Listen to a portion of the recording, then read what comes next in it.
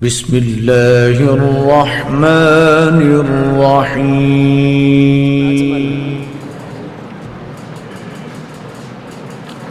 السلام علیکم ورحمۃ اللہ وبرکاتہ۔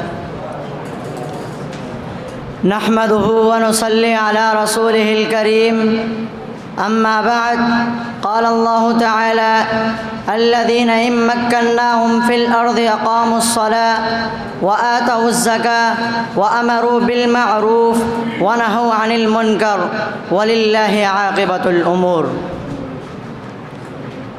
سامعین ذی وقار، اگست کا مہینہ پاکستان کی تاریخ کا سب سے اہم مہینہ ہے، کیونکہ اس مہینے کی تاریخ کو بر صغیر کی غلام مسلم قوم کو آزادی نصیب ہوئی، پھر طویل جد و جہد اور قربانیوں کے بعد پاکستان کو حاصل کیا، اور اس پاکستان کو حاصل کرنے کے لیے بوڑھی ماؤں نے اپنے بڑھاپے سہاروں کو اپنی آنکھوں کے سامنے کٹتے ہوئے دیکھا، اور ماؤں نے دودھ پیتے بچے کو تڑپتے ہوئے دیکھا، عورتوں نے اپنی عزت کی دھجیاں اڑتی ہوئی دیکھی، اور مظلوموں کو، ظالموں کا یہ نعرہ سہنا پڑا کہ یہ ہے تمہارا پاکستان۔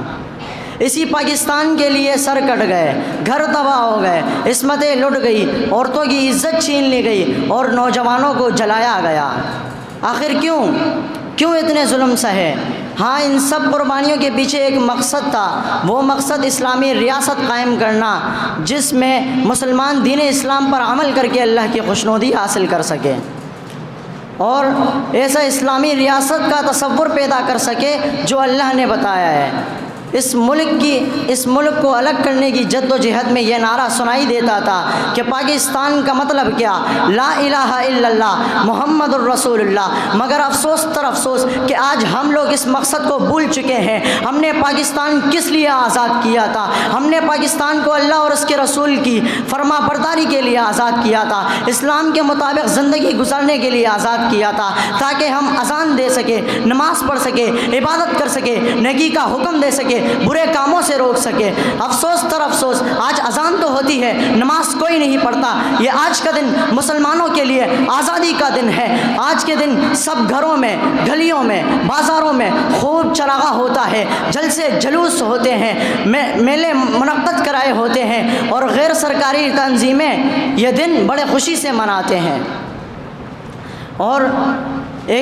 بڑے خوشی سے مناتے ہیں۔ مگر افسوس یہ ہے کہ اسکولوں اور کالجوں کی جو آج کل طالبات ہیں، جو مستقبل کی معمار ہوتی ہے، ان کو ان ناچ اور گانوں کے پروگراموں میں دیکھا جاتا ہے، وہ ڈانس کر رہی ہوتی ہے۔